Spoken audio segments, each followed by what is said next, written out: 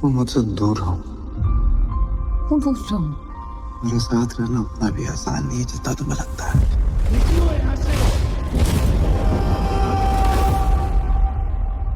और तुम्हें लगता है उतना मुश्किल भी नहीं है। एंड यो पूरा नाम? नीलेश BLLB। डिग्री घर से लेकर आए हो क्या बेटा? तुम हिंदी मीडियम से हो? हाँ, पर थोड़ी बहुत इंग्लिश आती है मुझे। ABCD के पहले भी तो एक जमाना होता होगा ना जहाँ पे लोग अपनी बातें कर पाते होंगे। टेलीपैथी। टेलीपैथी। हेलोपैथी। तुम्हारी फेवरेट जगह कौन सी है? गहरा काला आसमान और उसमें लाखों टिमटिमाते तारे। शहरों से तो तारे भी डरते हैं।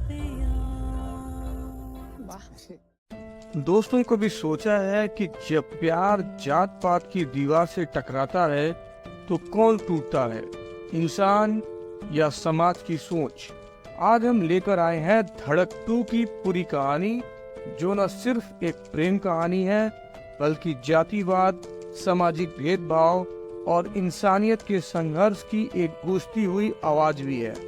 तो वीडियो शुरू करने से पहले आपसे एक छोटी सी गुजारिश है, अगर आपको ऐसी दिल छू लेने वाली कहानियां पसंद है तो हमारे चैनल को सब्सक्राइब कर लीजिए और वीडियो को लाइक करके हमें सपोर्ट करिए। चलिए अब शुरू करते हैं धड़क 2 की दिल दहला देने वाली कहानी। फिल्म की शुरुआत होती है एक खौफनाक सीन से।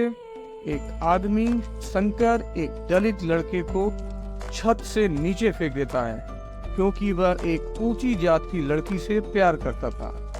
ये घटना बता देती है कि यह कहानी सिर्फ इश्क की नहीं बल्कि समाज के जहरीले सांचों से लड़ने की भी है। इसके बाद एंट्री होती है हमारे मुख्य किरदार नीलेश की। वह एक ढोल बैंड चलाता है और अपने दोस्त के साथ फंक्शन में ढोल बजाने जाता है।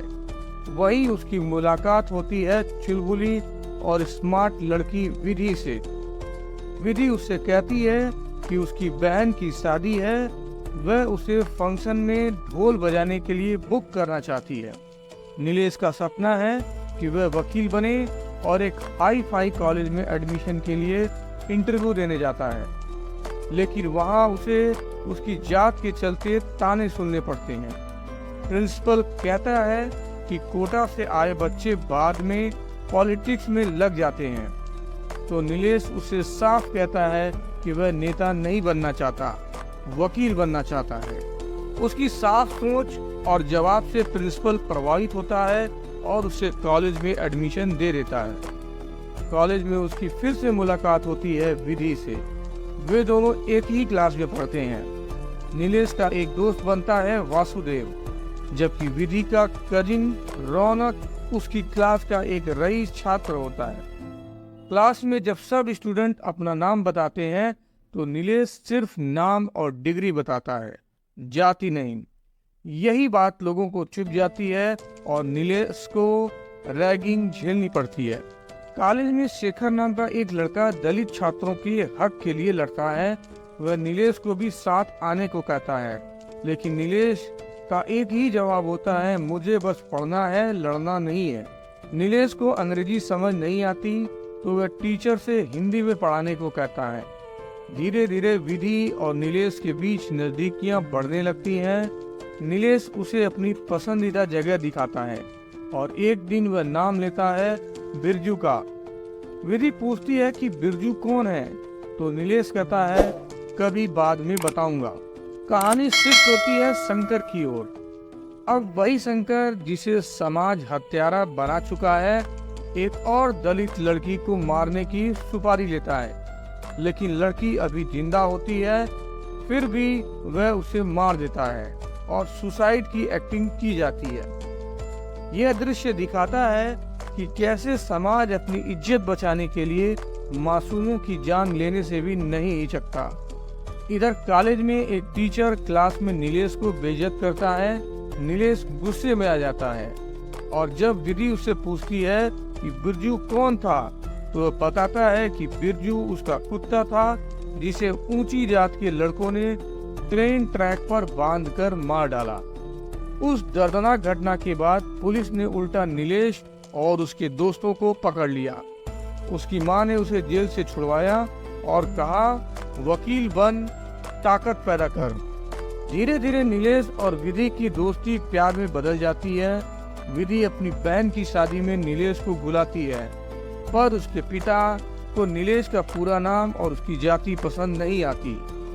वहाँ रौनक और उसके दोस्त नीलेश को मारते हैं और रौनक उसके ऊपर पेशाब तक कर देता है। विधि के पिता माफी मांगते हैं, लेकिन कहते हैं हमारी बेटी से दूर रहो, वरना वह भी मारी जाएगी और तुम भी। इस घटना के बाद नीलेश कॉलेज जाना बंद कर देता है। इधर कॉलेज में शेखर की फेलोशिप कैंसिल कर दी जाती है और वह टूटने लगता है। विधि नीलेश को मनाने आती है, लेकिन नीलेश उसे दूर करता है। जब रौनक उसे फिर क्लास में तंग करता है तो नीलेश उस पर हाथ उठा देता है। प्रिंसिपल फिर से उसके पापा को बुलाने को कहता है। यहाँ नीलेश एक नाचने वाले आदमी को अपना पिता बनाकर कॉलेज ले जाता है। असल में वह उसका ही बाप था जो नाचता है, लेकिन कहता है मुझे इससे फर्क नहीं पड़ता, मैं अपनी मर्जी से नाचता हूँ, तुझे क्या करना है तू खुद तय कर। प्रिंसिपल अकेले में नीलेश से कहता है कि अगर मरने और डरने में से एक को चुनना हो तो लड़ना। मैं भी कभी पीटा गया था, लेकिन आज वही लोग मेरे आगे झुकते हैं। रौनक कॉलेज के बाहर नीलेश के पिता को बेइज्जत करता है। नीलेश गुस्से से भर जाता है, लेकिन उसका परिवार उसे रोकता है। फिर शेखर की आत्महत्या की खबर आती है और नीलेश टूट जाता है। वह विधि से भी कहता है कि तुम मुझसे प्यार करती हो तो दूर हो जाओ, लेकिन विधि उसका साथ छोड़ने को तैयार नहीं होती। इस सब के बीच नीलेश को फिर शंकर मिलता है। वह उसे धोखे से सुनसान जगह ले जाकर मारता है और रेलवे ट्रैक पर फेंक देता है, लेकिन किस्मत से ट्रेन नहीं आती और नीलेश बच जाता है। उसे अपने कुत्ते बिरजू और शेखर की यादें झकझोर देती हैं। वह गुस्से में उठ खड़ा होता है और शंकर की पिटाई करता है। फिर बाइक लेकर सीधे रौनक के घर पहुंचता है। नीलेश रौनक को पीटते हुए कहता है चलो कोर्ट यहीं बनाते हैं। वह 20 सड़क पर केस शुरू करता है। कहता है मैं अहिरवार और आप भारद्वाज, बताइए कौन सी धारा लगाऊं। वह सबके सामने बताता है कि किस तरह विधि के परिवार ने शादी की रात उसे मारा, उसके पिता को अपमानित किया और खुद उसे मारने की कोशिश की। नीलेश कहता है गंदे हम नहीं हैं, गंदे वो हैं जो इंसान को इंसान नहीं समझते। विधि सब सुन लेती है और सभी के सामने नीलेश को गले लगा लेती है। इधर शंकर जो पहली बार अपने शिकार में असफल हुआ, ट्रेन के आगे कूदकर आत्महत्या कर लेता है। अंत में नीलेश परीक्षा दे रहा होता है और उसका पेन नहीं चल रहा होता है। तभी रौनक उसे अपना पेन दे देता है। दोस्तों, धड़क 2 सिर्फ एक लव स्टोरी नहीं है, यह एक ऐसा आईना है जो समाज की सच्चाई को बिना फिल्टर के दिखाता है। नीलेश और विधि की कहानी हमें सिखाती है कि सच्चा प्यार न जात पात देखता है, न धर्म और न ही सामाजिक रुतबा। सच्चा प्यार इंसानियत देखता है, और अगर इंसानियत ही नहीं रही तो समाज किस काम का। दोस्तों, अगर आपको ये कहानी दिल से छू गई हो तो वीडियो को एक लाइक करें, कमेंट करें और अपनी राय जरूर बताएं, और हमारे चैनल को सब्सक्राइब करना बिल्कुल न भूलें, ताकि हम आपको ऐसी ही सच्ची, संजीदा और दिल को छू लेने वाली कहानियां लाकर देते रहें। धन्यवाद।